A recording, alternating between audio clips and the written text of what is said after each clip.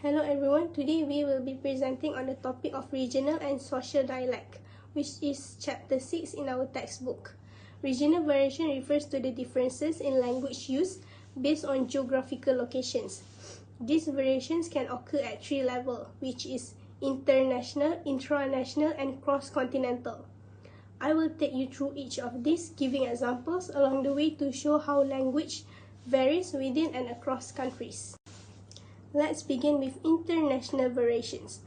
These refer to the differences in language use between countries where the same language is spoken. A classic example is the differences between British English and American English. It can be seen through pronunciation, vocabulary, and spelling. One of the most noticeable differences is pronunciations. For example, the word bath is pronounced as bath in British English and bath in American English. There are also differences in vocabulary.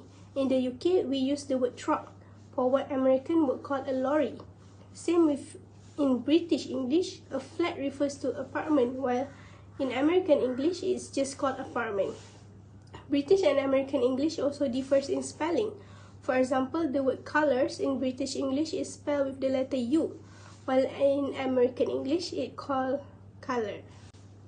Moving on to intranational variations. These refer to the language variation within a single country based on region, social class, or even ethnicity.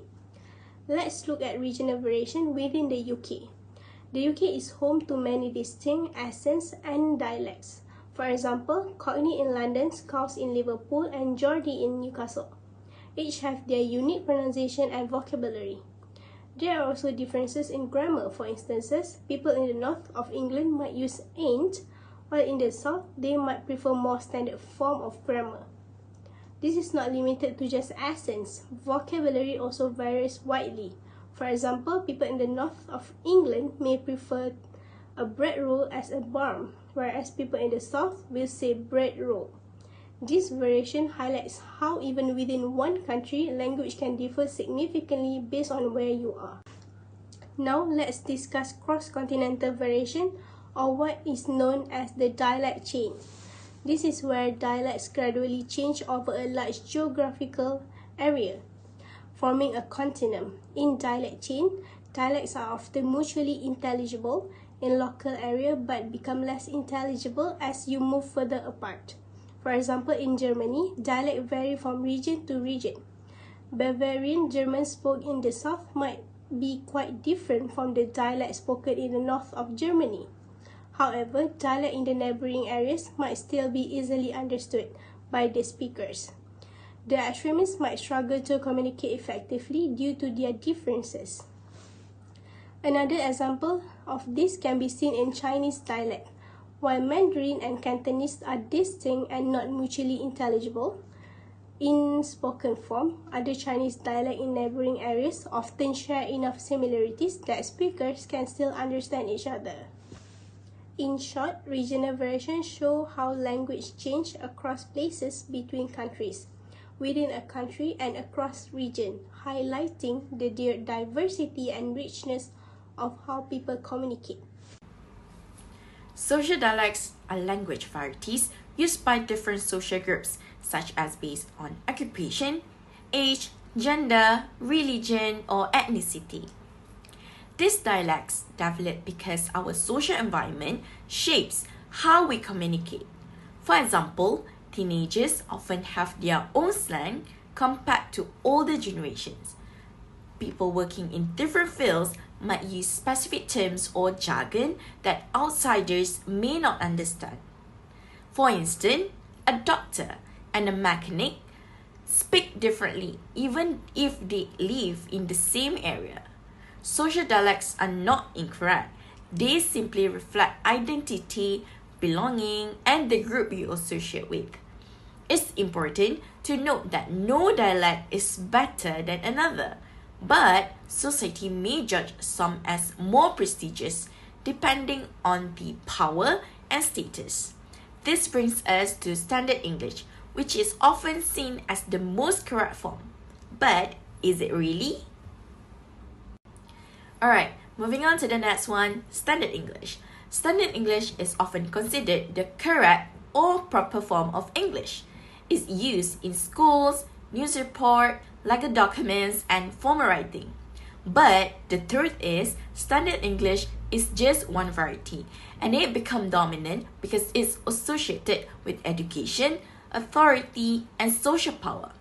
People who speak Standard English are often perceived as more educated or professional, while others who use local or non-standard dialects might be unfairly judged as less intelligent, which is not true at all.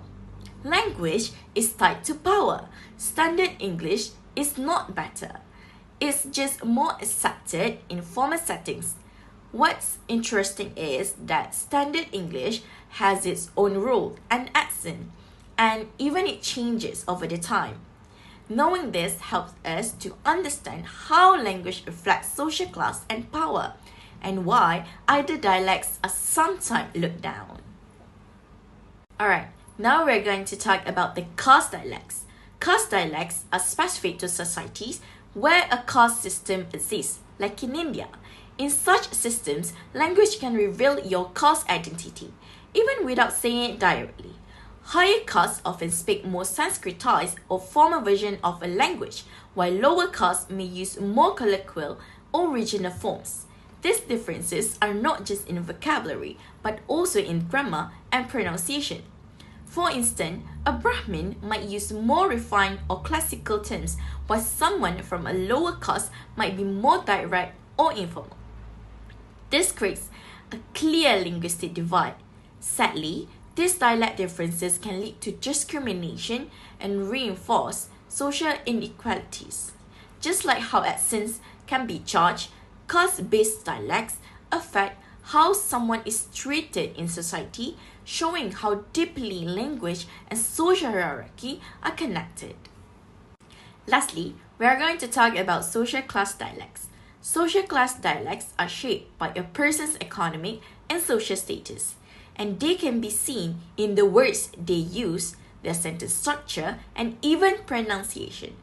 People from upper classes tend to follow standard grammar more closely and may use more formal or abstract vocabulary. For example, an upper class speaker might say he isn't at home, while a working class speaker might say he ain't home. Both are understandable, but one is seen as more proper by society. These differences are not mistakes. They are a part of how people express their identity and community. Even grammar patterns can vary, like dropping the final G in words like going instead of going. This variation can affect how people are perceived in school, job interviews, or in daily life. Language becomes a symbol of class and belonging.